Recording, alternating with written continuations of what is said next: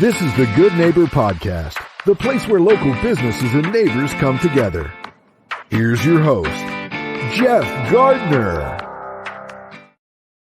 Welcome to another episode of the Good Neighbor Podcast. Today we have two fantastic neighbors on our show today, Emily and Sarah Dahlgren of Bradford Christmas. Ladies, welcome to the show. Thank you so much for having us. Thank you for having us. Yeah, I'm really looking forward to this one. Super pumped. I love doing these podcasts. I love connecting with people. Maybe I'll share a little bit about myself on the show, but really everything I do in life, whether it's through the fitness avenue that I take or addiction counseling that I do on the weekend, all of it is centered around connecting with other human beings. But from my perspective, some human stories are more interesting than others. And I find your story exceptionally interesting.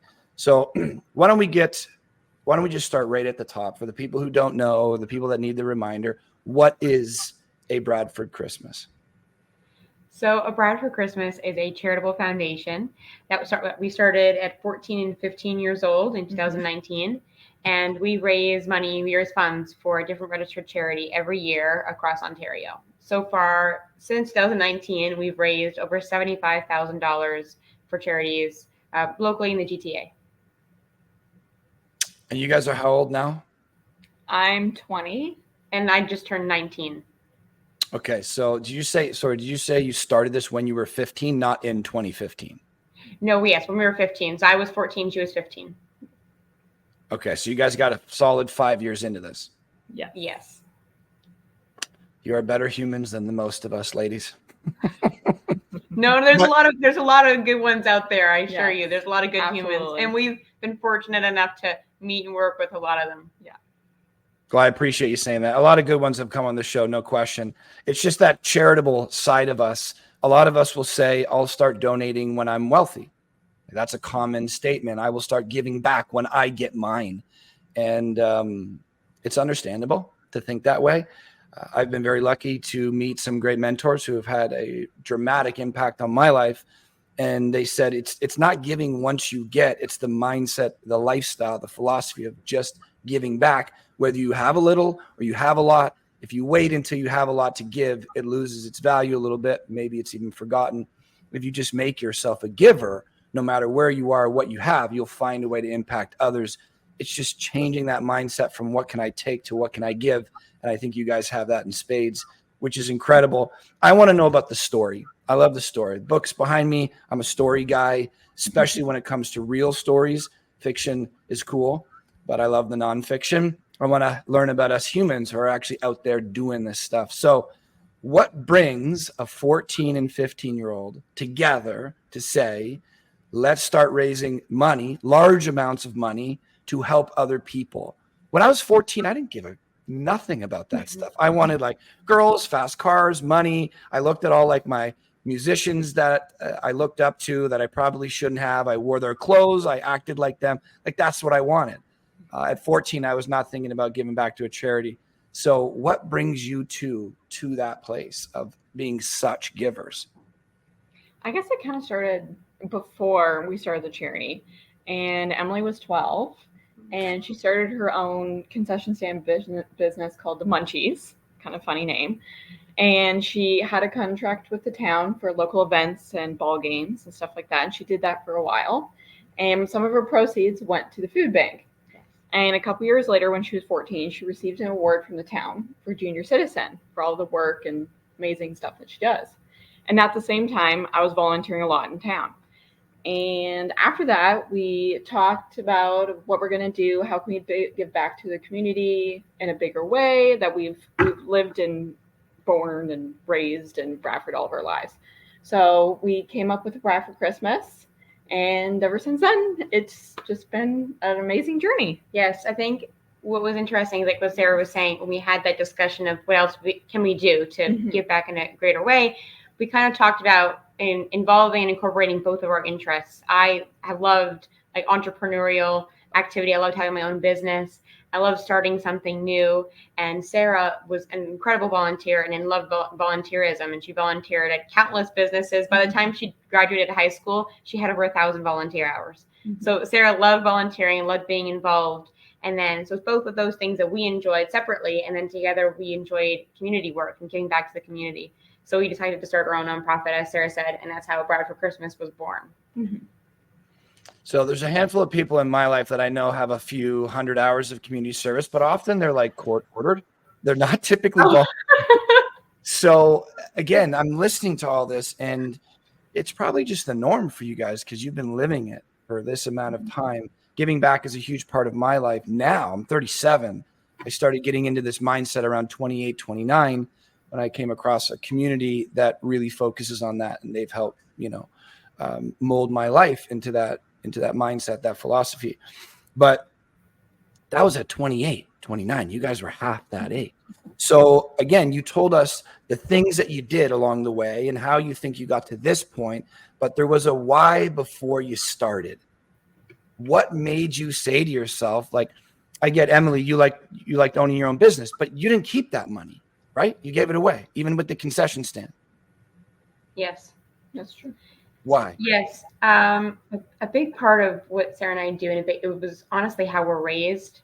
Our parents are very, I think, old school, I guess is the way to use it. But our mom and our dad came from both loving families. But I mean, none of us came from a lot.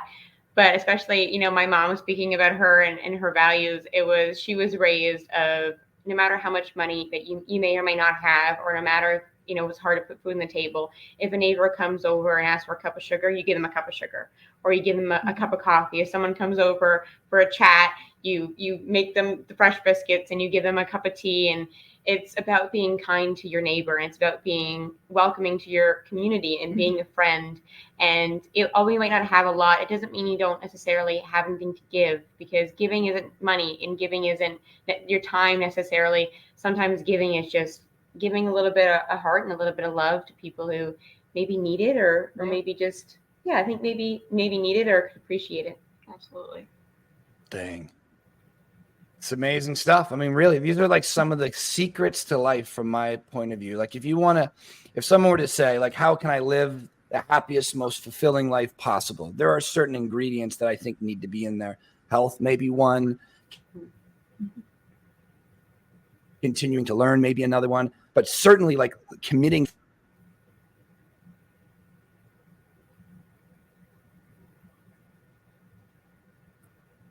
Okay, we'll edit that out.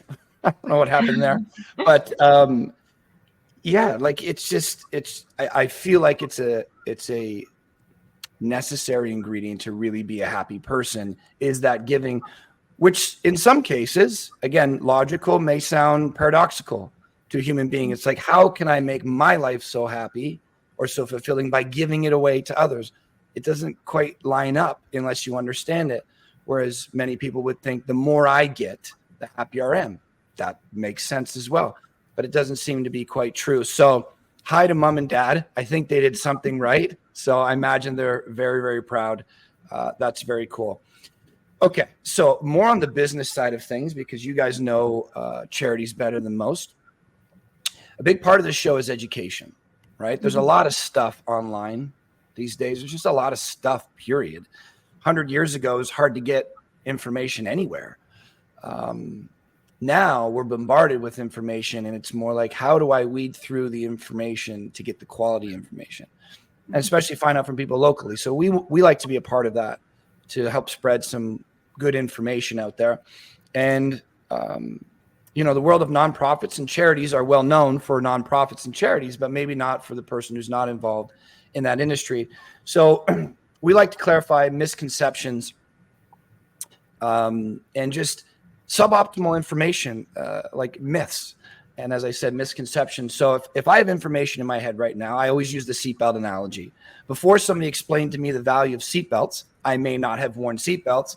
And we know that could result in a negative outcome. Once somebody explains to me the value of a seatbelt, now I'm much safer, and it can really change a life. So are there any myths or misconceptions out there about the nonprofit world that you could help clarify for us? Maybe somebody's listening and thinks it's this, and that's why I'm not interested. If we tell them that it's not that and it's actually this, maybe they'll become interested. Anything you could share with us on that front? I guess one of the biggest misconceptions or stuff like that we've kind of thought about is that in the charity sector, a charity is a business.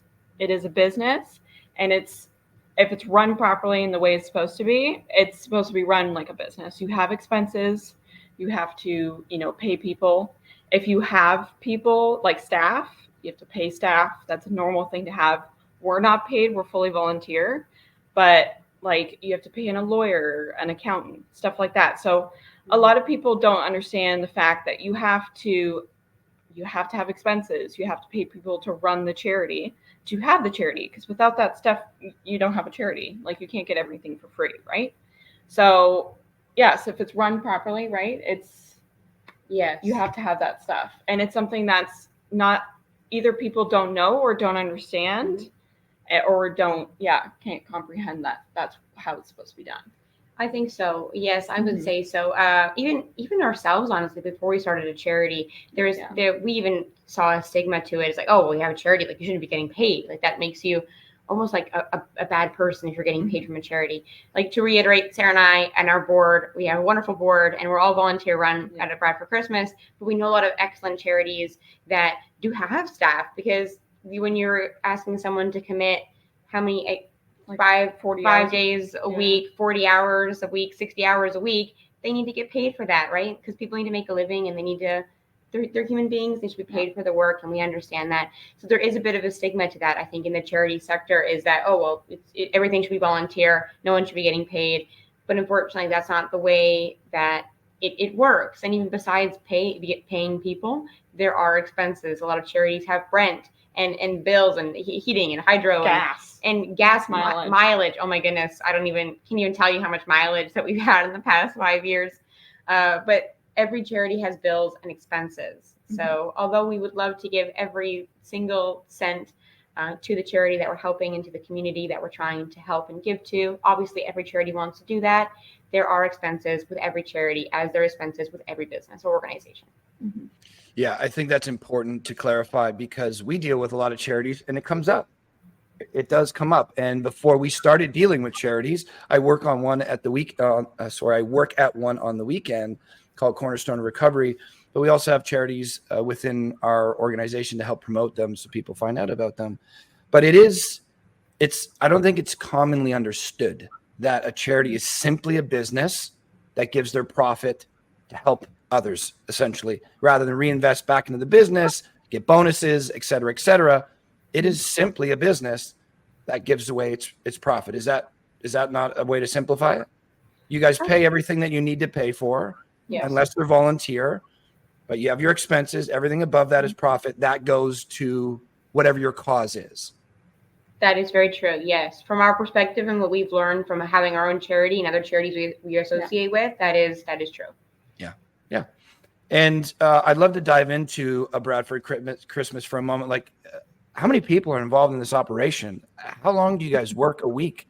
Is this a 50-hour thing? You guys just do 5 minutes on the weekend? Highly doubt that. And then how many people are involved? Well, so Sarah and I, we are the co-founders. So two of us. We have a board of, I think, a total of 6 people now, I think, are on our board. We have 6 amazing board members. We meet regularly. And then we have volunteers also at some of our events. We're still building up a volunteer list. We have a couple of great volunteers that have worked at our events already, who we're very, very grateful for, who are excellent workers. But we're still building up our volunteer list for sure. Yeah. And how do you guys look for volunteers? So through social media, we have a form people can fill out, and we welcome all ages, all volunteers. We have some volunteers that are retired and love to spend time volunteering. We have some volunteers that are high school age and are looking for hours, all different ages. And then we try to help them find, like through the form, if they had certain interests or things that they find in their strengths, kind of things that their strengths are better at. We try to make sure that they are in doing events or certain positions at certain events that kind of accommodate that. So, if you're excellent at organization, then we're going to put you at the registration table and making sure that you're organizing all the guests instead of making you set up tents, for example. So we're trying to also make sure that all of our volunteers, especially our younger volunteers that are volunteering in high school or even younger, we want to make sure that they're also learning great life skills while becoming an A Bradford Christmas volunteer as well. You guys are too good. I think you guys are going to honestly be like the Simcoe County version of like Oprah, if just there's just like two of them. It's amazing. The life lessons, the wisdom that you already possess is pretty incredible. How often do you guys have events?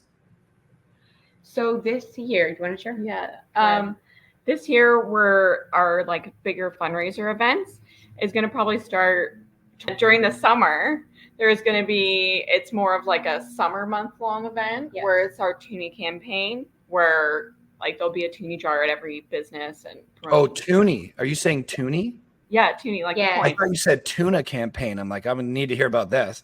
Toonie, No, like Toonie. $2. Okay. Yes. Toonie, it's less fishy. It's less Yes. fishy, Oh, wow. That's so good. You said First tuna. I'm like, cheese. there's got to be a joke in here somewhere. He Yeah, just said yeah. tuna, and I made it work. Oh, that's Yeah. so funny. You did. That was awesome. Right off the cuff. We love cheese on the show, so you're the first to drop the cheese. Let's keep it up. Yeah, I heard the line and I was hooked. Yeah. Oh, there we go. Oh, good. I love it. Yeah, she's a comedian of the family. Okay. So you're having, did you say a month-long, a summer-long event? Summer long, yes. Yeah. And you want to explain the Toonie campaign a little bit? Yeah, you try. Okay, sure. So throughout Barrie and Muskoka, since we are fundraising for Gilda's Club this year, we didn't mention that yet, but our charity this year for 2024, we're fundraising for Gilda's Club Simcoe, Muskoka, which is a local cancer support charity. Little fun fact about Gilda's Club, they are actually the only Gilda's Club in all of Canada, in-person Gilda's Club. So they mainly, their main support is Barrie and Simcoe, Muskoka, but they really have the availability to support all of Canada. That's really who they're supporting, is every Canadian who is in need of cancer support.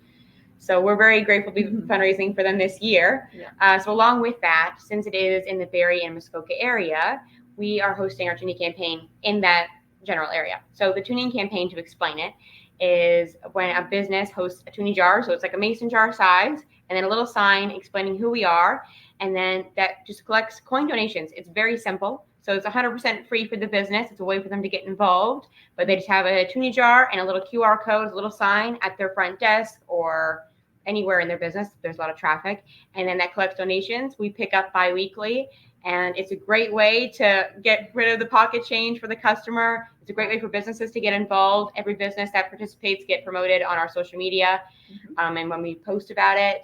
And also we have a Toonie campaign map. So every business is going to be on the map, making sure that their business is kind of followed in a lot of different areas. We want to promote businesses, small businesses as much as we can, local businesses as well. So Toonie campaign is a really fun one, and it's something fun to kind of do through the summer to see if to join the Toonie campaign and go around, find a lot of new businesses and donate a couple Toonies. Yeah. Love it. Maybe we'll incorporate that at our next event. We send out our emails. We'll put a little picture on it to prepare them to bring some pocket change. And once they get in the door, we'll say, here you go. Our entrepreneurs that come to our events are very gracious, very committed to the community. So maybe we can help out in that way. Also, keep in mind, I love volunteering, volunteer all different types of places. It's another way that I like to give back, as you guys do. So if you're looking for volunteers, I'd be happy to help. Oh, thank you very much. Yeah, I love it. And I, especially before, I used to volunteer with just one charity so I could get really close with them. And that's worked well. And that was fine. And there's nothing wrong with that. Now I try to dabble a little bit. We did some volunteering with Gilda's Club last year with Aaron, fantastic human being. And now we're looking to get involved with a few more. Some of the charities that we work with, like Glowing Hearts is one of them. You guys would be another one, but we love to donate our time, podcast, something that can help get that message out there and just show the community what a strong community can do for one another. I mean, it's an amazing thing. I live in Aurora, York region. I'm soon moving to Midhurst Valley in Barrie. I'm very looking forward to that. But I've lived in this community for a long time. It's not like Simcoe County. Much more welcoming in Simcoe. I can't tell you exactly why, but there's lovely people out here. It's just not that same community vibe. And for being here for 30 years, I can say that with confidence that Simcoe County is something a little more special, a little more giving. They really rally behind good causes, which is an incredible thing. So to pivot a little bit, to learn a little bit more about you, fantastic human beings, outside of the charitable work that you guys do day to day. It's crazy. Can I just say, how much work does that take you guys a week to do what you do at Bradford Christmas? Because you guys have other things going on, right? We do, yes. I'm still in high school myself. So we do have other things going I don't on. even know how much time. We don't even clock it. But I will say the charity is a very main part of our life. Full time. It's a main focus of our life. So I don't even think that we can say it's definitely 7 days a week. I will say it's 7 days. It's a 7 day a week thing for us for sure. A commitment. It's a 7 day a week messages, emails, calls. It's constant. Planning, social media, everything. So let's get right into that. For the people listening, they're already going to be insanely impressed with you two if they haven't heard of you two before within the first 5 minutes. But I just want to list out these crazy things that you guys have going on in your life, because also the other part about this show is there will be people listening that know they can do more in their life, but we often stop ourselves from fear in some sort. It usually, if you whittle it down to whatever reason it is, it eventually will be fear of something.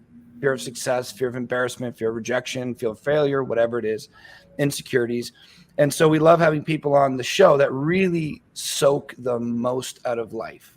Like I have some of my reminders on my arm. The very first one is the amount of minutes in the day, because I don't believe tomorrow is guaranteed to me, but I got this amount at least, this 1,440 minutes today to live the way I want to live rather than sit and wait. There's also a quote that I really love that it says, how long are you going to wait to demand the best from yourself? And it's essentially trying to let humans know that we don't really have limits. To me, our limits is our imagination and what we believe we are capable of doing. So that's just a belief. If you believe you are capable of doing exceptional things, then it's likely true. If you believe that you're incapable of doing anything, then it will likely come true. And what you guys are doing at such a young age shows how capable human beings are. So let's go through the list. You guys run a charity, first of its kind, 7 days a week. Yeah. Emily's in high school. Sarah, college? No, I'm not in college yet. Probably maybe next year. But yes, fully I do this at charity. That's what I do full time. Okay. And no husbands, kids, anything like that for now? No. Okay. Anything outside of this? Like, is there a personal life left over after all this goodwill you guys are building? There is. People? Yeah, there is. I think that's an important part of people who have, a business or a charity as we do. I think it's important to still be a person, for lack of a better word, by yourself, and that it's important. We absolutely love what we do, and we're so grateful to be able to do it. And, it's important to spend time, with friends and family and, have those moments of fun, for sure. A Bradford Christmas is a lot of fun, but it's important to have other moments of fun outside of that as well. And how do you guys do that? So I'll provide a little context rather than asking such a vague question. My day, for me, it's evolved to this point. It wasn't at this point before, many years before, and it through necessity had to get to this point, or I probably would have lost my mind. So it's very structured. From morning, I know what I'm going to wake up. I know I'm going to do next. I know when I'm going to start work. I know what the day has planned for me. And if I got any juice left in the tank after work, then I may go see a buddy or something like that. Actually, one of the things that I've learned that's really benefited me is I used to start my day at the same time every day and just say, I finish when I finish. And that could be 7 o'clock, 8 o'clock, 9 o'clock at night. Whereas now I say I'm done at 6 p.m. no matter what. I've actually found I get more work done.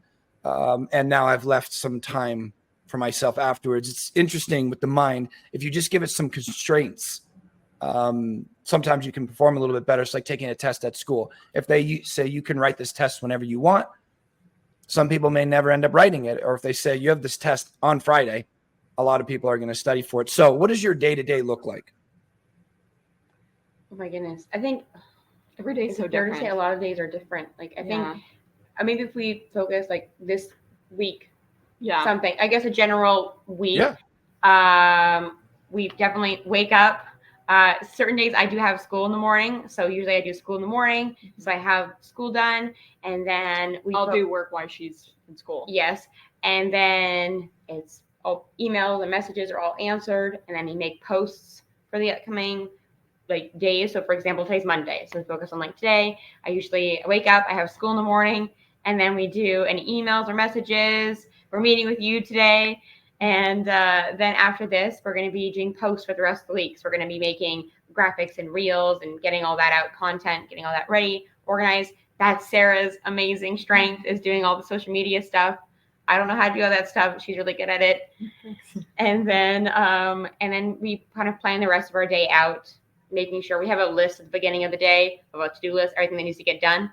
And then we just want to see all of that stuff just crossed off by the end of the day, trying to structure that out. And then we have kind of at-home days when we get all the work done we need to do at home, like I said, content or emails or letters or anything we need to do at home on the computer. And then we have like our out days, which is when we go out. For example, right now is the Toonie campaign. So we're doing a lot of campaigning right now for the Toonie campaign. We're doing the downtown Barrie area. So just last week we signed up a bunch of businesses for the Toonie campaign last week, and then this week we're going back again downtown to sign up more. So we have in days and out days. Out days is when we go out, and that's right now it's the Toonie campaign. I would say mostly we're trying to get as many businesses signed up as we can. Absolutely. So we try to organize a week ahead like that. What days we're going to be doing in, and then what we're going to be doing in those in days, and then out days. Where are we going? What businesses are we focusing on? I think all that's kind of usually how we structure our week. Mixed in with meetings. Mixed in with meetings, of course. Meetings and events and all the other fun stuff. And do you guys find you have to schedule in personal time, or do you find like if we do all the work that we want to do, there's still enough time left over? We hear from a lot of entrepreneurs that there's always more work to be done, almost always. So for me personally, I have to schedule things in, even the gym. And I've been in the gym for 20 years, but that'll get missed if it's not in my calendar. My calendar is kind of my Bible. If it's not there and there's a couch nearby and I can just relax, and I'm going to slowly migrate to the couch. If it's on my schedule, I'll stay away from the couch. What do you guys find for yourself to get that personal time in, family time in, whatever it is you like to do? Do you wing it? Do you schedule it? How does it work? For me, I schedule it, to be honest, because also friends and family are very important. I never want to miss that. I never want to miss times with my friends or with our family. So I do schedule it in. So I make sure that we have that time, right? So when I see my friends and everything, and we also make it a priority as well to see your friends and your family and everything. Family, we don't really schedule in. Family, I don't schedule in. We live with our family. We live with our parents. So they're always here. Yeah, usually like weekend nights, we're downstairs watching shows or movies together. Yeah. So that's usually a thing that we do. We're a big like TV movie family. We love watching that. We watch all the procedural crime shows, everyone you can probably imagine. Yeah. And then we watch all like the movies. Our dad's a big like movie guy. Yeah. So we have a list of movies that we need to watch, like all the way from like the 60s to current day. We have a dad's list of movies, so we're going through that right now. I think we're doing pretty well. I think we're doing okay. We're doing okay. And then we have mom's list. We're doing okay.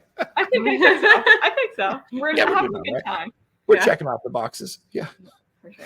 Is it the four of you in the family? Mom, dad, you two? Okay. Yes. No, I think it's great. I just love what you guys do. Last question before we start talking about you guys outside of the business. So there's many businesses out there with partners. I have one.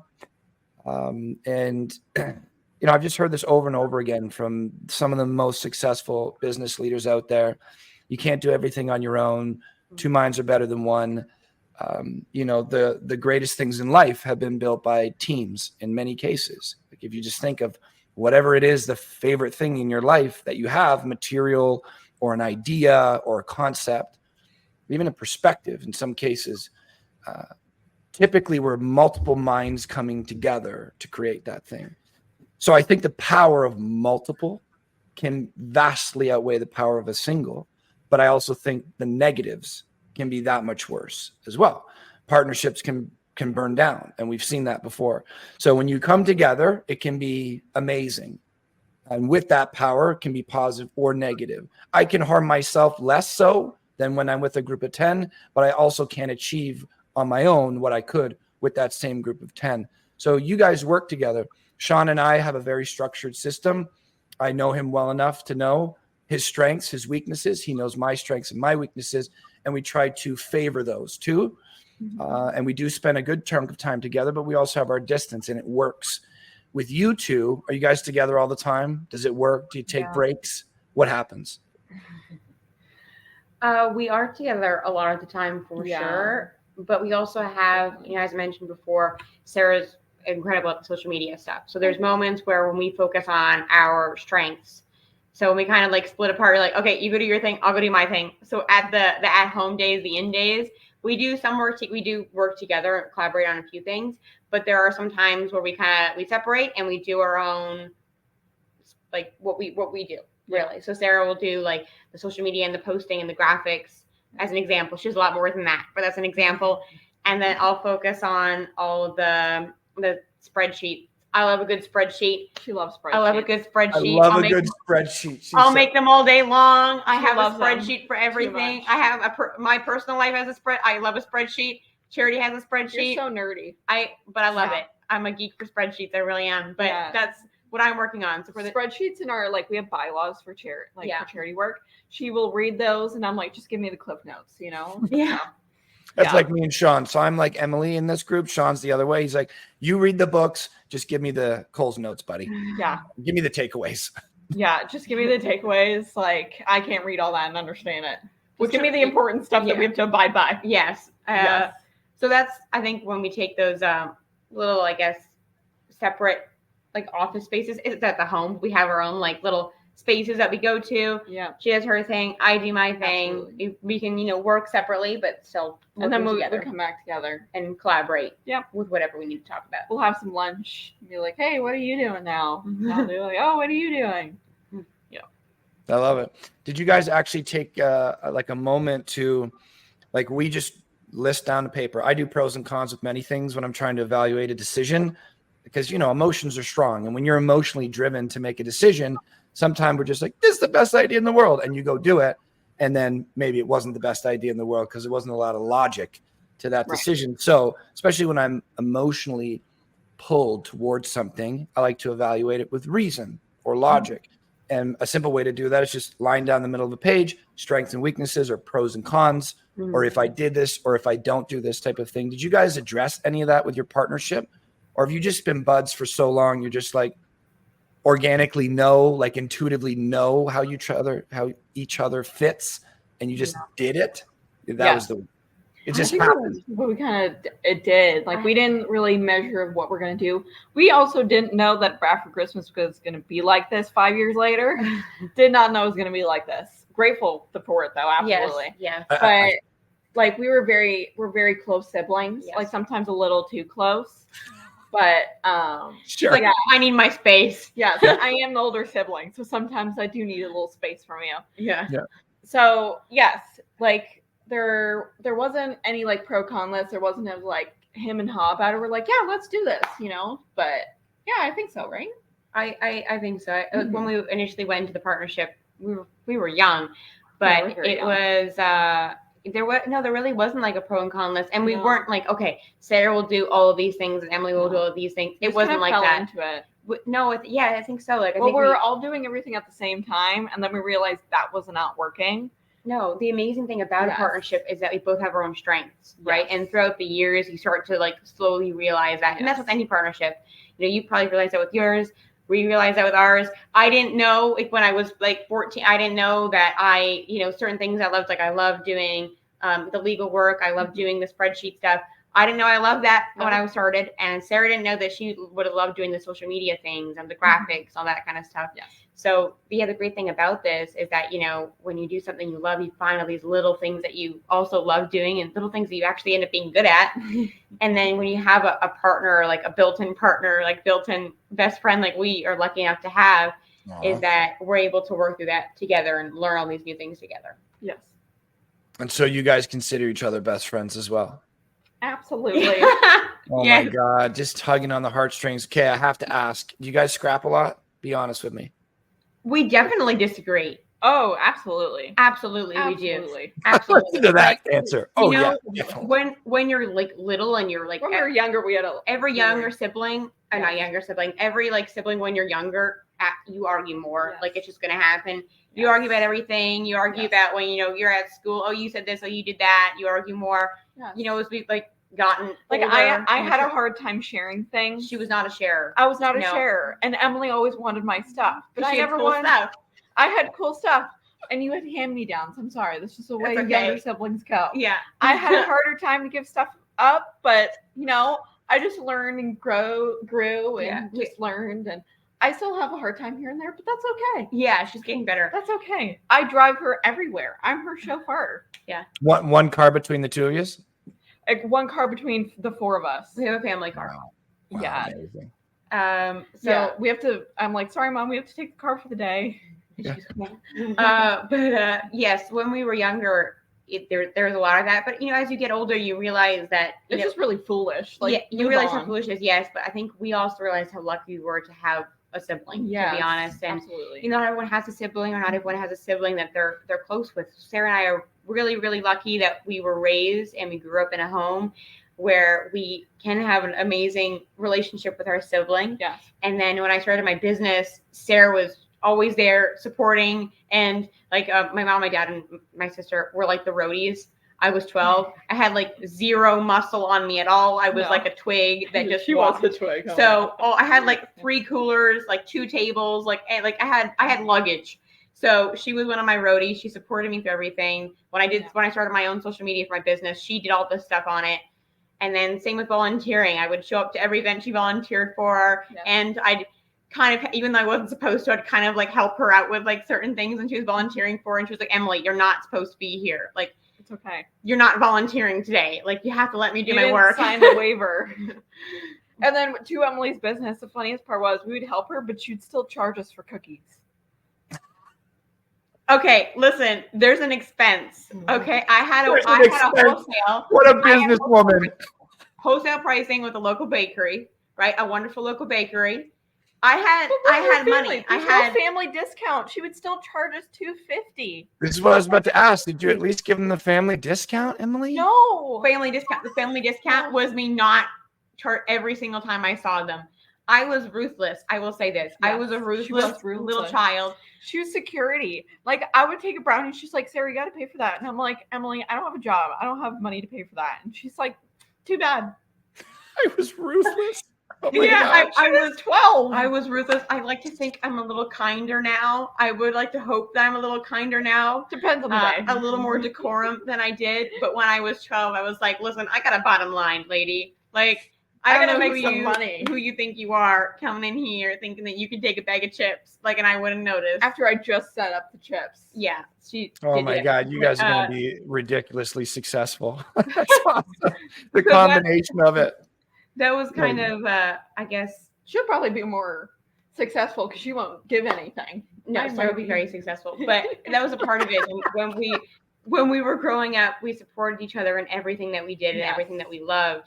When we decided to make something bigger and to make this nonprofit, it wasn't even really a question. It was kind of like, let's do something together then. Yeah, why not? And that's our thing. Like, why not? Why not do this? Why not do that? That's our big thing. Yeah. Right? Yes. It's a great way to live. I want to do a little exercise. This was not on the questionnaire. Most of these questions, if you guys read the questionnaire, have not been on the questionnaire. And that's kind of the point to a lot of this podcast is just letting your curiosity drive the two parties and find out about each other. So we do this exercise on the team. I do this over at the addiction facility, counseling, do this in group settings, done this with sports teams before, certainly do this on our team. And if you guys are comfortable doing this, willing to participate, I'd love to hear what you guys think. And what we do is, so with Sean and I, and then now this makes me have to think about him. Someone asks me, like, what are the quality character traits that you appreciate about Sean? So now I have to think about it and be very intentional. Like, he's super driven. He's very gregarious. He's a great host. And now as I start listing these things down, it's like, wow, I'm becoming even more grateful for this partner. Now that I've actually identified these things, why am I so drawn to him? Why are we so aligned? Just by asking that simple question. What are some of the qualities, characteristics that you value about your partner? You guys willing to do that to the two of you? Sure, absolutely. Love to hear a few. Okay, I guess what I value from you, I was like listing a bunch. You're a very driven person. You don't put up with anything, that's for sure. Very little sister energy. And you're very creative in a lot of ways, like very artsy, creative. Thank you. A lot of creative writing in school, not what I'm good at. Thank God you are. What's another one? You have the ability to see a lot of good in people, and that's really good. And like you're very kind and loving as being like a runner of a charity. You know, you want to give back and you're very willing. You're a willing person. Thank you. Yeah. I think it's fantastic. And way to go leading the way, big sis. What do you got for Sarah, Emily? Well, Sarah, I think Sarah's a really good leader. Oh, thanks. She's a very good leader. She's, I mean, not only with as a maybe I don't know if it's a big sister in you, or I don't know a lot of big sisters, but I think you're a really great leader for our charity and everything that you do. Thank you. I think that you have an amazing drive. Like, I think that, like, you know, even like for your career, like over the years, like, you know, when you're like 6 and you want to be like a princess when you grow up, and then you kind of like choose, okay, maybe I won't be a princess then, maybe I'll be something else. And then you kind of like choose. Yeah. And it was like, for me, I changed my mind every other week about what I want to be when I grow up. But Sarah had like 3 things in her life, and now she knows what she wants to do, and she worked at it, and she's gonna go for it, and you're gonna have an amazing career. But I think you know what you want, and you think you go for it. Mm-hmm. And I think you have, I don't know what you would call this, but I don't know like how you would put the umbrella under it. But I think you just, like, sometimes I get a little nervous sometimes, like, you know, walking up to people or cold calling people or asking people for things. But honestly, a lot of the amazing partnerships we have is because Sarah opened that door for us. You know, Sarah was a person who walked into that business and like, hi, like at 15, hi, I'm Sarah. This is my sister, this is Emily. I'm just, and we have a charity and we're fundraising for this and that and this and that. And we're really looking to partner with businesses. And I think your business is really great. Would you want to partner with us? And so she just has this ability and willing spirit to just go in and ask and start something. When I was kind of like the nervous one, she would just go ahead and do it. Thanks. And yes, I don't think that we would be here, honestly, without you being willing to knock on that door and saying hello to all those people that you said hello to. So that's definitely, like, for sure. And Sarah has the ability to, like, have a conversation, I think, with anyone. Oh, like, thank you. I'll see her at events. I was hoping for that one day. And she's really excellent at having conversations with people, and not just like okay, yeah, no, sure, yeah, no, sure. She really has great conversations with people, and she remembers people so well. I love talking with people, I really do. But sometimes I feel like I have the memory of a goldfish. Like, I could absolutely find this person incredible, but I might forget their first name. And I could remember the conversation forever, but I'll forget their first name, or I'll forget these little pieces of information. And then Sarah will run into that person like, oh my God, that was Todd. He has a golden retriever whose name is Henry. He's just did you see the birthday pictures that I showed you on Facebook? Like, she'll remember people and scenarios and situations so well. And I'm so grateful for that we have that. So as long as there's one of us. As long as there's one of us. When we go into, like, especially like public events that we go to now, and I go, oh my God, Sarah, I recognize that person. They're really nice. We talked to them sometime. When was that? She goes, oh, okay, that was 2 weeks ago. Yes. On Wednesday the 7th. We talked to him. His name's Doug. His wife's name is Sherry. They have 2 dogs, Pomeranians. They're lovely. They have a plumbing business. Like, she'll just remember all of this stuff. Yeah. So she's got an amazing mind for that as well. So I think that I'm very lucky to have you. Thank for you. Sure. And it's kind of funny, like, her old job was very in like a public area, and we'd see a lot of people. And some of the people, she's like, I saw this one person, and I know that we know them, but I don't know who they are. And I'm like, well, describe them. She's like, I don't remember. And I'm like, well, thanks for telling me. I don't know what to say now. Emily, do you find yourself more confident or convicted, or maybe the anxiety is a little bit lower, or the nervousness is a little bit lower when Sarah's around and you're doing these cold call type experiences, these new people that you're going up there to explain your business? Do you find yourself more confident when she's in the room with you? Yes, I do. I find it's someone to, like, and she's obviously, like, over the years, she's encouraged me more to do it. So I think we're more secure in ourselves. Obviously, there's a little bit of nervousness, but we're more secure in ourselves now. But having someone, like, just in case I freeze, or just in case I forget, like, the numbers or the years of things, whichever, right? Just in case I freeze, there's someone there who knows everything that I know, that's willing to step in and help me out and say something without judgment too, right? Because I know that sometimes everyone has a brain fog moment. We both have had it, and we're both very willing to step in and say, oh yeah, and like she was saying, this and that and this and that too. Yes. So definitely feel we really more balance confident. each other out. I was just thinking the same thing. Yeah, You guys like we really both complement balance each each other other. out, and we like where I have moments where I forget things or I'm more shy, and I'm like, hey, can you talk, Emily? Or one of us is more tired or whatever. So we really balance each other out, and it really works. And we've learned that pattern, that rhythm, and that be able to do that together.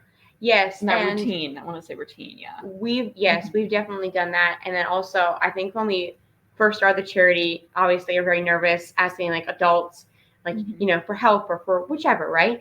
And something our mom said, and this is like one of our life mottos, I think, and this has really helped us, and maybe it can help somebody else too.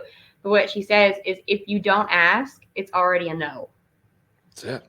And that's one of the things that whenever like we're going to call somebody and we're thinking, oh, no. What if they say no? And then in the back of our minds, like, it's already a no. Like, it's already not happening. That's like, really, if they say no, and if they say no, like, no, we can't do that, or no, that's ridiculous. Well, it's already a no. And now, you know, if that's just a confirmed, and that's fine. So that kind of helped us along with the charity as well, is like, it's okay to ask. As long as the question's respectful, ask the question. Always ask questions. Always learn things. Meet new people. Like that's it. It's already a no if you don't ask. That's it. I mean, I think there's a couple things there. First off, thank you for walking me through that experiment. I love that experiment. I think it's a very fun exercise, and I think you two are just fantastic and really do complement each other. Some of the things that you guys listed about each other are very significant qualities. Being a leader is a phenomenal quality to have. I mean, really, most people are not going to be a leader, and they're looking for a leader of some type. I think it's one entrepreneur per 100 employees in Canada, somewhere around there, 1 in 100, 1 in 70. So there's a lot more people that there's nothing wrong with following. I think to be a great leader, you need to follow. You need to be a great student, but also share what you've learned to others so they can follow you. So that's a phenomenal quality. And then Emily, knowing the spreadsheets and the kindness and the drive and the vision, these are exceptional traits that not a lot of people possess. So I love that you guys listed that so quickly. And I wanted to ask, what do you think? I'll save that question. Let's go into. I'll save that for a second. The where we are on the list is getting into what you guys do outside of the charity. So let's just talk about what gets you guys going. What puts a smile on your face when you're not doing a Bradford Christmas? Spending time with family is a really big one. Honestly, our dad is he's a truck driver. So he gets up at 2:30 every morning and he's home at 5 if he's lucky. So our dad is a very, very, very hard worker. Both of our parents are very, very hard workers. So, you know, because of his job and because of how hard both of our parents work, it's not always that we get to spend a whole lot of time on the weekdays. My dad's home for dinner every single night, which we're very grateful for. Yeah. And so we talk, and every dinner we always have very good conversations. So we're very happy to have him home every single night. You know, but because of long hours that all four of us work, necessarily there's not a lot of time in between to have family time. So family time on the weekends is always a priority, whether that's watching movies or TV shows or whatever we do, or just have like talking. It's in the living room. Family time is always a priority for us. Growing up and now, especially since we're busy, family time is a priority. Absolutely. Love it. I love it. Let's try to peel back the layers a little bit more. What is in that family time? Like, do you guys ski? Do you snowboard? Do you ride horses? Do you guys play games together? Do you cook together? Or maybe outside of family? You guys told us about you like your police shows, right? Investigation shows. Okay, so we know that we got to get in there a little bit more, ladies. What else is there? We do like board games. We don't play them that much because Emily's a little bit competitive. She's a sore winner and a sore loser. The face she made immediately as soon as you said board games. Okay. She gets really red in the face. She gets red in the face and she breaks out in hives. She's so into it, right? She's very passionate. You know, you're a very passionate person. You're great at doing stuff with the games. So competitive, which is great. You're driven. You got that drive. But it gets a little too much at one point where we're just like, we don't know if we want to play board games anymore. They're looking at me, they're like, this is bingo. Like, you need to calm down. Yeah, you gotta No, you're right. We used to play Monopoly, Emily and I, and she would just flip the board over and that was done. I was like, this is rigged. You know, this little Monopoly man. This is a conspiracy. You're working together. I don't appreciate it. Okay. You are taking over my economy. You're ruining the economy. It wasn't happy. Needless to say, we haven't played that for a few years. I think I needed a break. We all needed a break. But every once in a while, we do bring out something we love is a game called Catchphrase. Oh, no. I don't know if you've heard of it. No. It's the best game. It's for you. It's almost like not charades. For us. It's almost like charades but the opposite. So you find they'll give you like a word or a name or like house, an object. But how do you describe it without really saying the word? But it's like they'll give you a word or an object for anything, and then you have to say what that describe what it is, but you can't use action. So it's like the opposite of charades, basically. I see. And I love that game. Yes, she does. But we don't. It gets intense. Because she gets very intense. So we love board games. We want to play board games. Like her birthday just passed. She wanted to play board games, but we're like, maybe not. Because we don't want you to break out in hives. You know? My birthday. Was that 19 that just passed? Yes, just 2 days ago. Oh, happy belated. Thank you. It's very unbelievable. No offense. Like you're that she's 19? Yeah, cannot believe it. You know, just because why? Because you've just been growing up with her alongside like this whole time, and it's hard to imagine. The past few years just went by like this, I'm turning 21 this year, and I can't believe it. Yeah, right? Like, can't believe it at all. Yeah, time flies. Oh, I love that. I appreciate you sharing that with us. The question that I wanted to ask before was about business. You guys are so driven. You've created, like they say, we create something twice. You create it in your mind first, and then you create it in reality. So we really are just limited to our imagination. I mean, really, to a certain extent. If I can imagine it, there's a very good chance that it could be made real if I'm that driven, if I want it that badly. And there's a lot of business owners, just a lot of humans in general. I just think it's part of human nature to fear things, to have insecurities, and to block ourselves. What do you guys think? What is the thing that keeps you going? Like, I really want to reiterate this point. What you guys are doing is rare. You guys are very humble. You have a lot of humility, which is another excellent trait for young business people, for humans in general. But what you guys are doing is rare. This isn't something that most people do, especially at your age. If this was something you were 35, it's like, okay, well, they've already been through 15 years of business, maybe a natural evolution. But you guys are starting really, really young. I know what fuels me through the hard days is being an entrepreneur is difficult. Certainly way harder than when I was an employee, but I'll never go back to that. Just be able to have agency over my own life, create something that is mine, that I know I built, fail or succeed. It's a wonderful thing to be able to build something and progress mentally, how it makes you feel. But what is it that keeps you guys motivated? What keeps you fueled through the challenge? Even though it is helpful, we know charities are making the world a better place, but most businesses are making the world a better place to an extent. They should be. A business is simply the answer to a problem. Whether you call it a charity, or you're buying a computer screen, or it's a car, or it's Amazon, there are problems out there, and businesses are there to solve them. So they're all making the world a better place, or at least they should be. What keeps you guys motivated? Like, what puts that fear to bed when it comes up? As if you're human like the rest of us, as you seem to be, then fear kicks in at some point, anxiety, insecurities.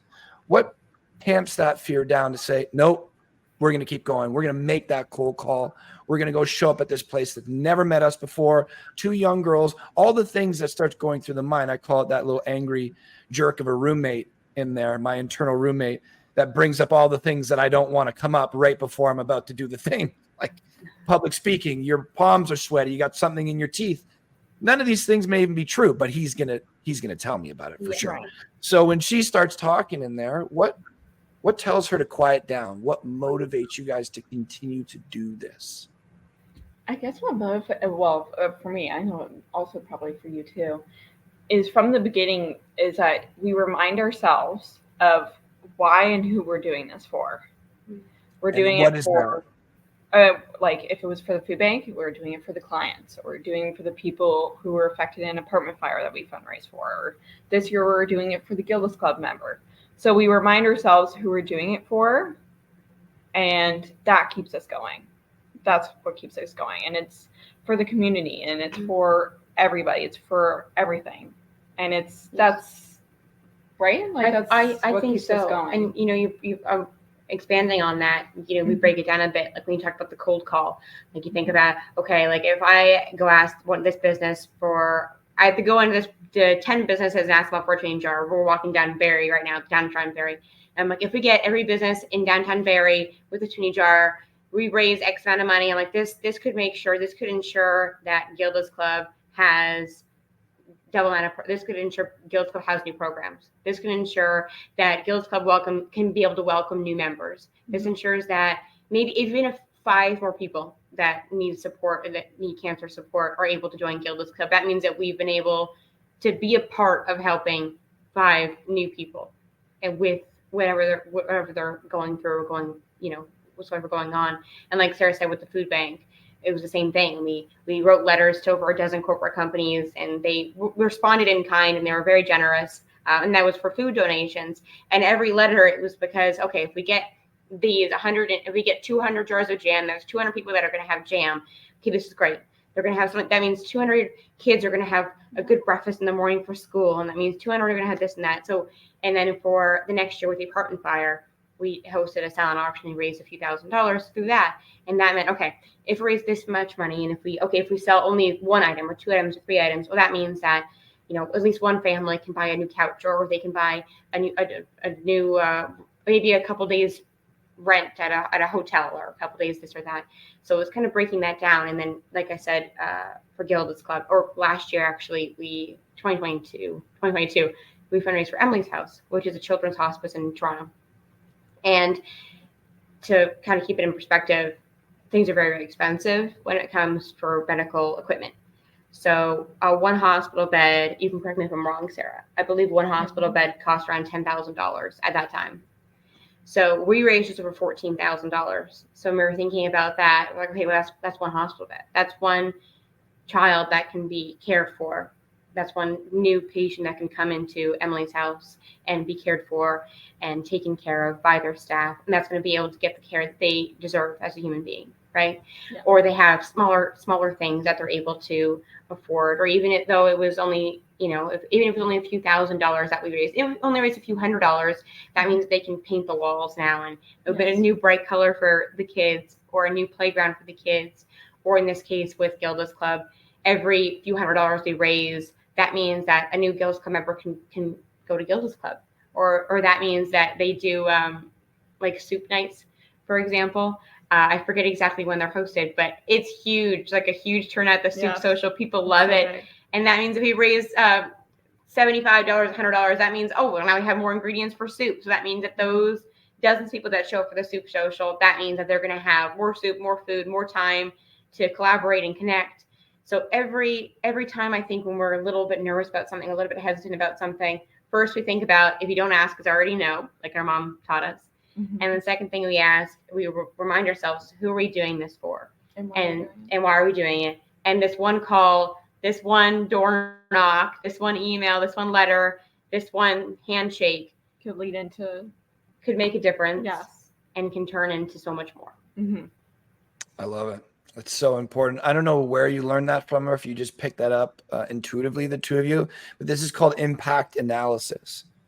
So when I look at what my actions are going to equate to, or as far as I can see anything in life, you go to the gym, what could it result in? You go see this person, what could it result in? If I want to see this person and I don't, what could that result in? But it's hard to really understand and really get behind a mission when you don't know all the ingredients. So by doing this impact analysis that you guys are doing, it's like, here are my inputs, or i.e. actions. Let's go down the list as far as we can go. What could this potentially result in? And you guys are using it for fuel. That's how we train on our team as well. It's not just, missing one phone call. We do a lot of cold calls. We do a lot of outreach in many different ways. But, to not pick up that call and make one phone call, maybe it's like 30 seconds of your life. So the loss doesn't seem significant if you just leave it at surface level. But if you think about, you picked up that phone, you made that call, they said, yes, come visit. They turned into a great client. That helped grow their business, which brought on more employees and younger employees. And somebody really needed help. Now's an opportunity. And it just spreads and spreads and spreads. And now people can be like, holy smokes, it's much more than just one call. It's much more than just helping somebody get across the street. I really like to say that our impact goes well beyond our line of sight. It's something we talk about. I'm going to ask you guys about it at the end here. It's my little secret question. But, just putting a smile on one person's face could bring up their energy, could bring up your energy. And now you're taking that energy to more people and then more and more and more. And that could be viewed at whatever it is that you do. And that can be extremely motivating. It's amazing that you guys have picked this up at such a young age. Impact analysis, it's a hell of a way to look at life. It makes you very intentional, makes you very aware of our impact. And we have a big one, hopefully positive. You guys definitely on the positive side. Something we also like talking about on the show is doing hard things, right? Everybody that comes on the show is an entrepreneur. So they have already put their hat in the ring and said, I'm going to tackle a hard thing. Even the smallest business on the planet is difficult. And you're vulnerable. You're putting yourself out there. I mean, people are going to judge. If it sucks, you're going to be judged. If it's good, you're going to be judged one way or another. You're putting yourself out there into the community. So we like to talk about doing hard things on this show because I have a great deal of respect for people that choose hard over easy. It seems like the greatest things in life come with a prerequisite of hard, right? Great love relationship, it's not going to be easy. Amazing health, not going to be easy. Great finances and wealth, great business, learning a skill, school, master's degree, PhD, whatever it is, climbing a mountain. All of these things are, extremely rewarding, people will tell you, but they're all difficult. Yet so many of us stray away from uncomfortable zones, right? We like to seek comfort. It's part of us. You may even be able to say biologically so, like energy conservation. Stay away from things that burn too much energy. And if you go on social media, certainly there's places out there in the world that really promote this life of comfort. Fast cars, the beautiful wife or husband, fancy money, boats, yachts, like everything just seems perfect. It's like, this is the life of luxury, and let's promote that. And I understand why they do that, but I don't think it's a real true depiction of what being a human is. I think there's a lot of pleasures to being a human being, but there's a lot of challenge as well. And we like to be a part of that group that embraces those challenges, talks about the value in them, because I think that's where most of the growth comes from. Certainly the hardest things in my life have resulted in the most growth, are the things that I not only do not regret anymore, or maybe never did, but I've looked at them as necessities to me enjoying my life as I do now. So are there any trials and tribulations, hardships that you two have been through that you're comfortable with sharing that probably sucked in the moment, as hard feels painful in some way? But when you look back on it in hindsight, being where you are today, you wouldn't remove that ingredient from the recipe that is you, because it's led you to living the life you do today. Anything come to mind? Oh, wow. Anything come to mind for you, Sarah? No. There has been, personal hardships and everything. It can be personal or business, whatever you're comfortable with. For sure. I mean, there has been, a lot of those, and those definitely change you as a person, for sure. I think of like a business one. Yeah, the one that we can share. Yeah. I don't know. There's a lot of What's the hardest thing you guys have done? Let's say that. Or at least an example of it. Or if you're not, we can move on. I don't know. I wouldn't call this like a hardship necessarily, but I think something that might have been a challenge at the beginning, but worked through it. I don't know if this would be a hardship at all, but we could share it anyways. I think, I don't know, you want to say our age or no?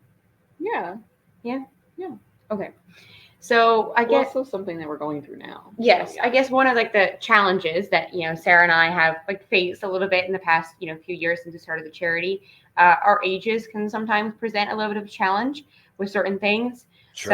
So, for example, when I started my business, it was I was like 12, and it was a food business, so I had to go through the health department, and bless them, they didn't know exactly what to do with me when they saw my age on the form, and they was a lot of like silence until I said, you want to talk to my mom? And they're like, oh yeah, put your mom on the phone. So this was a real business, like a real business. Like as Sarah said, you had a contract with this city, I believe. If I got Yes, that right. with our This town, was I had a fully contract. blown registered business. Yes, so I had a business. I hosted it for a few years actually until the charity, got really big, and then I had to shift over to that. But I had it for a few years, and I had a contract with the town, so I hosted it at concerts and outdoor movies, local fairs and vendors and events. Yeah. So I did it in Bradford, and then I opened it up to do it in other cities and towns as well. But I did. It was a business, and I loved it a lot. It was really excellent starting, I think, off in the entrepreneurial world. But I did do that, and at a younger age, which I loved doing it at a younger age. And then we did the charity. We moved on to charity, and we decided to actually register the charity as a registered charity. Anyone who's registered a charity or a business knows that you have to be of a certain age, usually to register certain things. And so to register a charity, you have to be 18 years of age. And we weren't at that And time. at that time, I didn't even have a driver's license yet. So our accountant and our lawyer was very patient and very kind with us. So we had to wait a little bit to do certain things, and the process was a little bit different. And when you are a certain age, there's a little bit of a microscope on you. Kind of, it's like, well, why are you doing this, or what exactly, what intentions and whatnot.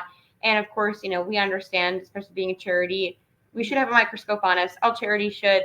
It's important for charities to be audited and looked at, and making sure everything is up to board. Of course, that's the way it should be.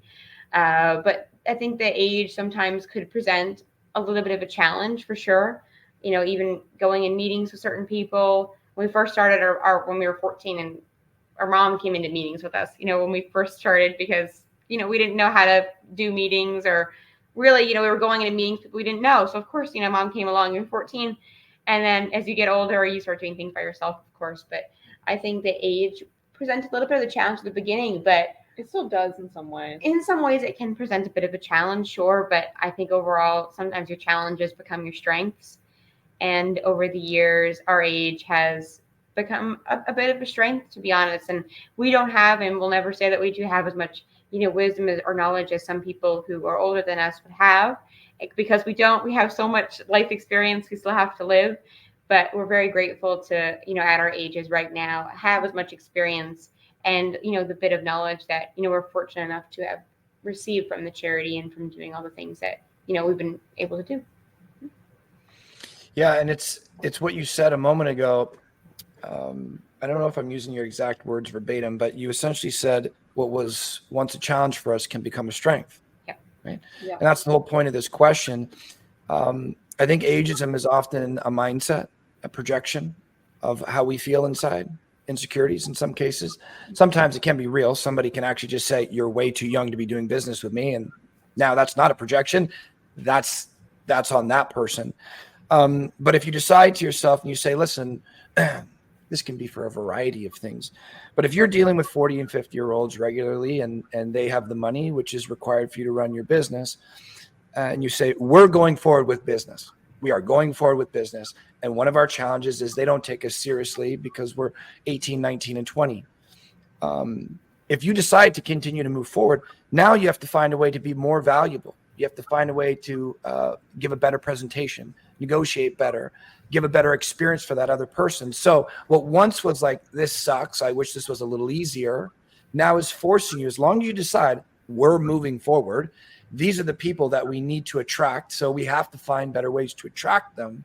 And therefore it now takes the legs out from underneath of being too young and now becomes the springboard for you to become amazing. And that's why we ask this question is often the things that are like, why me? Why does this happen to me? It didn't happen to any of my 5 friends or whatever. Why am I unlucky?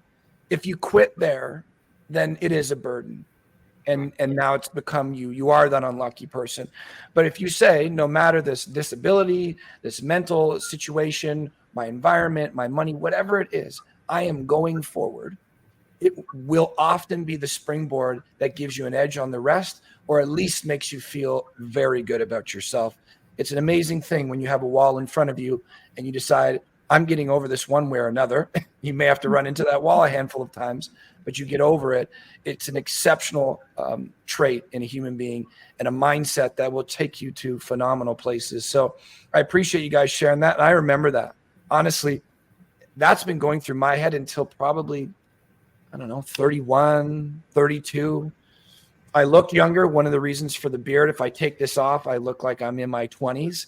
I also like the beard, but I looked so young, and I felt that in the meetings. There was only a handful of people that actually brought it up to me. So I learned that this was just an insecurity of myself that I was projecting out there. And then I learned what I needed to learn from a couple of really great mentors. And she's like, you can flip that to be one of the most powerful things you possess. This wall that you've planted in front of yourself, you can use it as a springboard to become more valuable, to become more interesting to that person you're talking to. So I'm kind of happy you guys have had to deal with that. Look at what you've done with that, and I can only imagine what you're going to do next. Very cool. Thank you. Going back to a Bradford Christmas, there's so much about it that you guys know that we don't know. So if you could distill it down, from the top, all that information you have, and like Sarah said, do the Cole's notes. Yeah. One or two main takeaways that you would want the audience to know about Bradford Christmas. What is it? What are the 1-2 most important things you want us to know about your charity?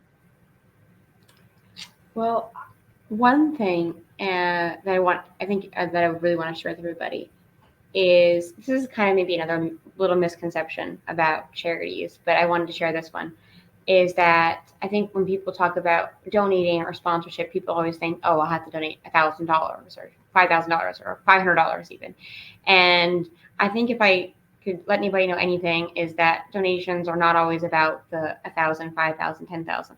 Although we'll appreciate those and we'll take those all day long, every day, we'll happily take those donations. More than welcome, very grateful. It's not always about not everyone's able to give the big donations. So it's also the $5 and the $10 and the $20 and the e-transfers that we get in the random Tuesday that make the difference as well. That's a part of the Toonie campaign, right? And those little coin donations make the difference. So monetary donations don't have to come in forms of something that could look like a person's whole week paycheck. It doesn't have to look like that. Sometimes it can look like whatever I can afford right now, or my spare change that I can afford right now. That's what it can look like. And when you say you support a charity, that can definitely mean monetary, but it can also mean different kinds of support. It can mean volunteering your time is a way of supporting a charity. Or even right now, we have a program that we're setting up called Fundraising with Friends. And it's a way to get young people involved in fundraising and philanthropy. So it's a package that we have of different fundraisers that young people can host. So it's like a bake sale or a garage sale or a movie night. And so we kind of plan out little fundraisers that they can host to raise money for a Bradford Christmas. So there's different ways. Like we have someone actually came up to us and was saying, I have these like wine nights with my friends, my ladies, and we do like a book club, and we're gonna have donate a bit of money to this charity at my book club, and that's perfect. It's hosting something and involving your friends and your community in something. So support doesn't always necessarily have to come in the form of monetary. It can come in form of gathering people together and hosting a fundraiser. It could come in support of volunteering your time or reposting or sharing or anything really. It all counts, right? Like every dollar counts. Every dollar counts. And our biggest campaign before this year was back in 2020 when we raised almost $52,000 for the food bank. Mm-hmm. And of that almost 52 was 13 of it was corporate. So those were the biggest donations. Other than that, that was all like your $2, your $5, your $50, $100. Like it's all of those donations matter. Like Emily said, like it comes in all forms. We'll take all forms. And it's very important. It's vital to what charity work is that community effort. Love it. So that's a great explanation on how to support and the different areas that support comes in and what support can look like for you guys. Why support? That's what I want you guys to really share with the audience. Why do it? Why should we support A Bradford Christmas? You can go ahead. Let that passion ooze out, because people need to know. Right. Okay. So there are a lot of amazing charities, first of all, within Simcoe County, and they're all an excellent charities to support. And I think if we're speaking specifically with the Bradford Christmas, one of our goals is, first and foremost, is to fundraise for the charity we're fundraising for. But a secondary goal of ours is to encourage young people also to get involved in philanthropy and in charity work, right? So as I mentioned, we have that Fundraising Friends program and volunteering, obviously. But more than that, because I think there's a bit of a stigma around, people our age and Gen Z and maybe some people, they don't want to work or they don't want to do certain things. And we understand where people are coming from with that.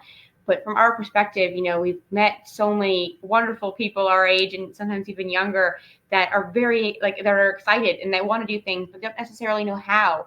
And that's one of the reasons why we started, is because we wanted to do more, but we didn't necessarily know how to do more. You can volunteer every day of the week, as we did, but we want to do more than that. And there are so many young people too that want to do that, and they want to help, and they want to make a difference, and they want to have a seat at the table, so to speak.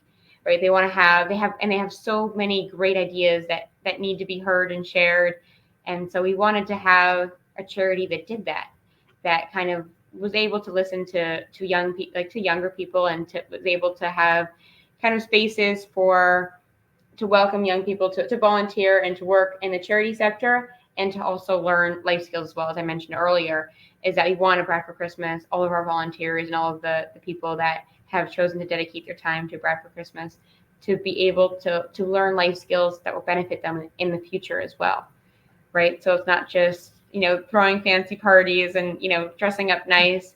It's also the logistics behind that, right? We really want to be able to encourage the younger generation how important giving back is. It's so important. And no matter if you have, like I said, the time or the money to do certain things, giving back in little ways really to make a difference. So encouraging young people, but all people really, to do that. Encouraging people to continue to give back, and encouraging and maybe hopefully inspiring younger people to get involved in this work. And it I don't know, and I hope that we show them how rewarding it is, because it truly is rewarding. Mm-hmm. All the experiences that we've had and all the people that we've been able to meet, it's such a rewarding experience to be able to do what we do. And we're so grateful for it. And we met so many people. Some of them have become family, friends. Yes. And it's so rewarding, and we've really loved it and loved the journey. And ups and downs. Yes. And another thing about it. You need them both. Pardon? Yes. You need them both, ups and downs. Yes. You absolutely do. And another thing about A Bradford Christmas, our ultimate goal, what we do is we fundraise for a different registered charity every year. But through that, these charities are known charities, but our goal is to shine a light on all these charities for people who might not know of them. Gilda's Club is very well known, North American wide.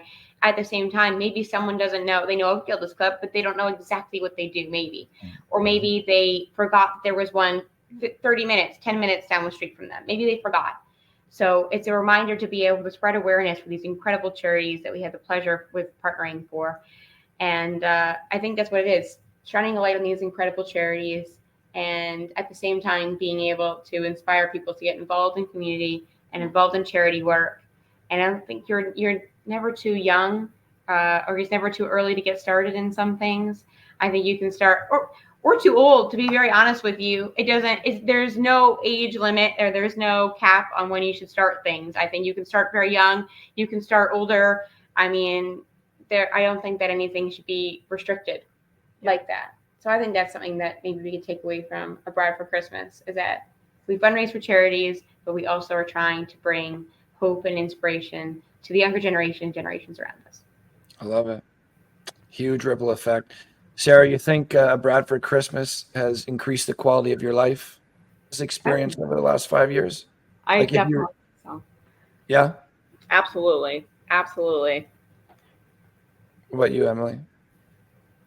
Yes, I think so. I guess this is a little bit of like personal anecdote, but sometimes I think life can become a lot sometimes, and there's a lot of sometimes not bad or upsetting or sad things that can happen in life, and you kind of look at it and you think, what am I doing here? Like, like what's going on here? Life's so big and there's so many people and there's so many things going on right now. Like what can one person actually do? Really, what am I even doing on this like huge, like floating planet, right? Like what's going on? And the Bradford Christmas kind of grounds me a little bit and makes me realize that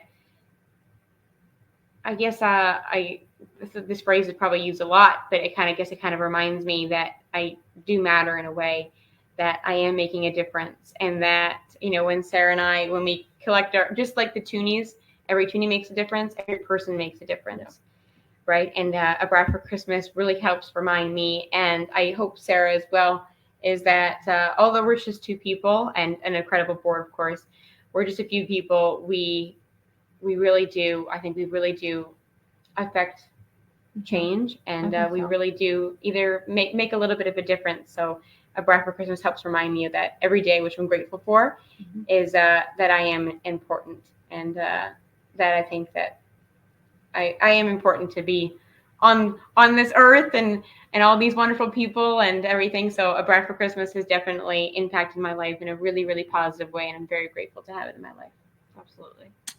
Love it. And it's true. We are small. And in the grand scheme of things, I probably am insignificant. Humans have only been here for, a little millisecond on the clock of the universe, but we're here and we can make a difference. Even if it's small, it can ripple out. We don't have to change the world at the snap of our fingers. But you could argue that even just that smile, helping somebody get across the street, a little bit of donation here, we have no idea the effect that can really have. It goes way beyond what I can see.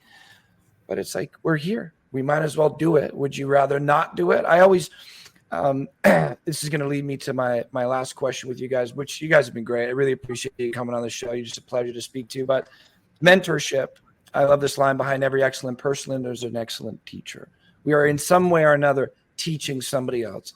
Are my teachings going to benefit them, or are they going to hurt them? I've been very lucky to have some great mentors in my life. And, she taught me about impact. She taught me about to be intentional. She taught me about, living now. She was the first one that taught me legacy. People talk about legacy, like, how will they remember me after I'm gone? She said, does it really matter? Like, you're not going to be here, so you won't even know. Wouldn't you rather have a great impact while you're here? And if that results in them remembering you later, great. But to set up monuments for yourself and all this kind of stuff that we talk about typically, like stereotypically with legacy, it's like, let's do the thing now with the people now while we're here now, because we don't know when we won't be here, but we know it will be someday. We're all born with an end date stamp. We just don't know when it will come. So yeah, in the grand scheme of things, I'm probably like a grain of sand in a desert. But for my people right here, right now, doing what we're doing, that's an important grain of sand in a much smaller sandbox. And we are all parts to this. And it's up to us how we want to live. We choose that. We choose to lie on the couch and do nothing all day, or we choose to go and help that Gilda's Club get the next dollar to help the next person, which could totally change their entire family's life. So it's up to the individual how they want to do it. We have as big of an impact as we believe we have, which leads me into my last question. You guys have pretty much already answered a version of this, but maybe more intentional this time that it's directed. I've said a few times, a mentor, I've had many, this one in particular, she taught me to not waste time. She taught me to be very intentional about my time. I was 23. She said, have you ever reflected on your impact as a human being? I said, no, I'm 23. Girls, parties, fast cars, hockey. That's where my mind was. And, that's not abnormal for a 23-year-old, but we can have a more fulfilling life, certainly. So she said, have you ever thought about your impact up to this point? I said, no. Okay, reflect on it. Were you proud of it? Did you regret some of it? There was a little bit of both. Okay, now you've learned some things about your past. Past can often be an indicator of the future, or at least it can teach us how to go about living in the future. And she said, be intentional about the day. How do you want today to be? What is the perfect day for you? Have you ever asked yourself that? No, was my answer. I have so many days ahead of me. I'm young. I'm going to live forever, right? Was my mentality. She said, that's not true.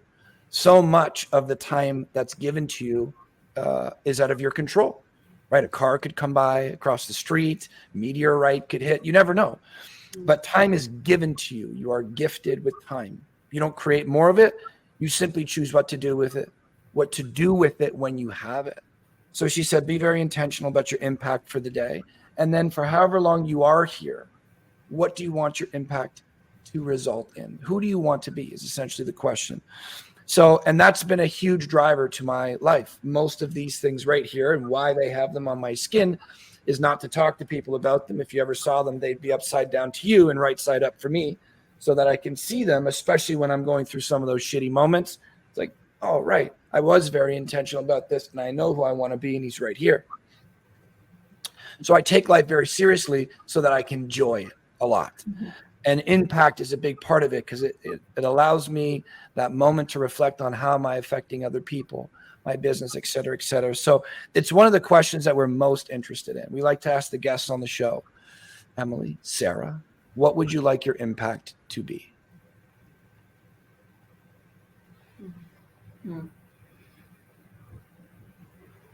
It's a very good question. Yeah.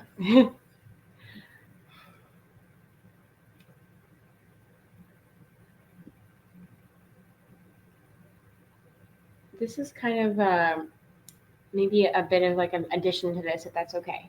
Yeah. Answer it however comes to mind. So we were actually asked recently from someone who has very like thought-provoking questions. And he said, if on your gravestone, if you had 3 words could be on your gravestone, what would you want those words to be? And we had to sit there for a bit and think about it. Yeah, because you never think about that. Because you don't think about it. And it's a little, dreary and whichever. But it was basically like when you look back on your life, if you could describe your life in 3 words, what would you want those words to be? And I thought about it, and I think I came up with what it would be. And mine would be made a difference. If I could look back on my life and think over everything, I think that goes over everything, whether that's the charity, personal relationships, my career eventually, my friendships, like everything in life. I would like to look back on my life and think, okay, she made a difference. Whether like she made someone smile one day or whether she raised money for the food bank, whatever she did in her hopefully very, very long life, she made a difference. I think that's what I would want to look back on my life and say. I agree. And it's that impact that you leave, that legacy. Like one of my favorite movies is The Sandlot. And so good. I love that movie.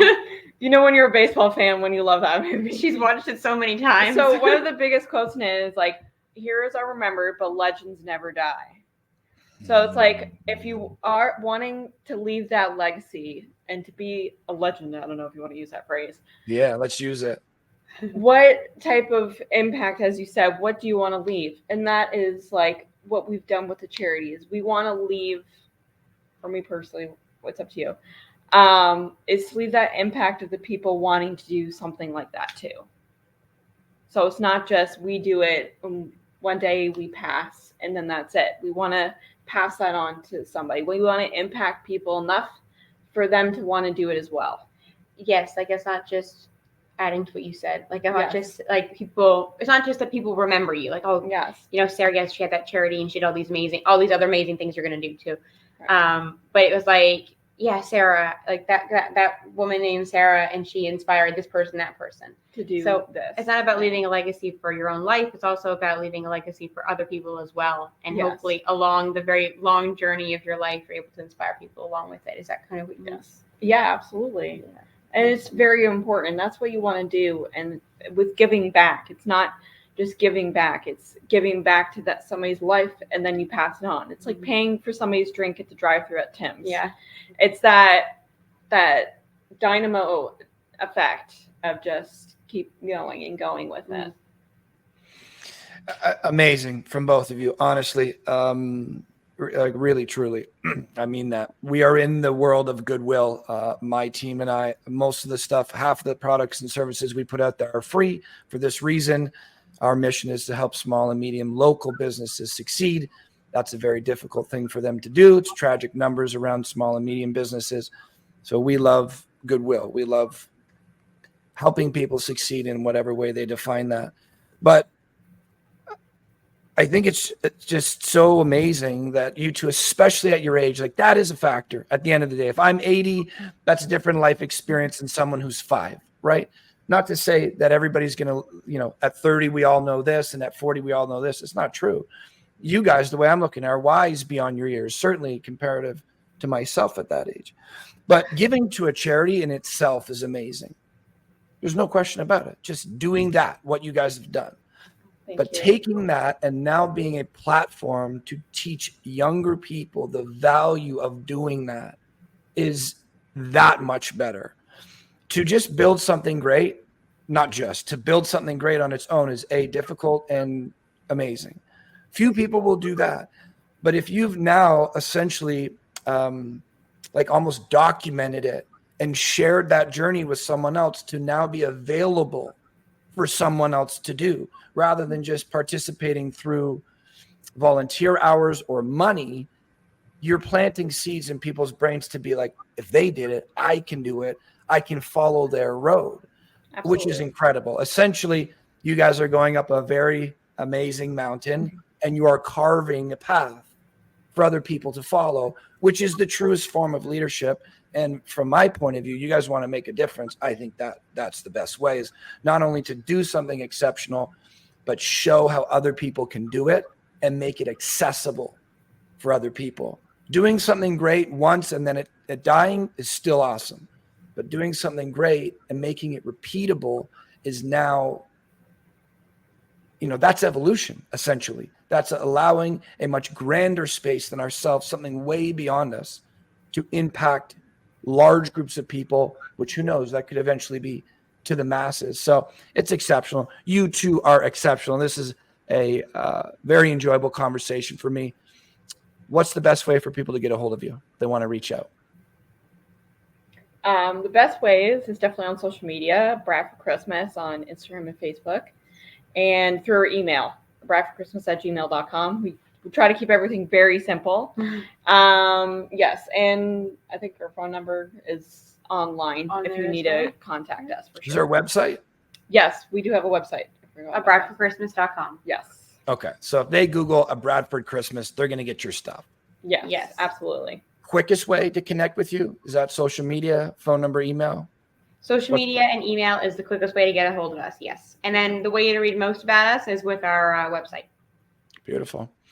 Any last words before we wrap up here? Well, thank you so much for having us. Thank you for having us. This is the first time we've done a podcast before, and we really enjoyed it. You set the bar very high. Yeah. So thank you for having us on here. Thank you so much. Yeah, no, you guys are great. I'm really looking forward to this conversation, looking forward to much more collaboration. Sean told me about a conversation he had with you guys the other day about our crazy super soaker fight and some other things that are going on. But, I was thinking about this a couple of times through this conversation. I love the fact that these podcasts are recorded, and I do things like this in my life too. I journal or whatever it is. And you come back 5 years later and you revisit that and you're like, man, that's where I was at this point and that's where we are now. I hope in some way or another we stay connected for the next 5 or 10 years, have a similar conversation again and say, this is where we all were, but especially you guys here at 19 and 20. This is where you are at 30. Transformations are amazing for the mind. We all love it. The transformation picture from going to chubby to ripped or whatever it is. I'm looking forward to that. I think what you guys are doing is exceptional. It was a pleasure having you on the show.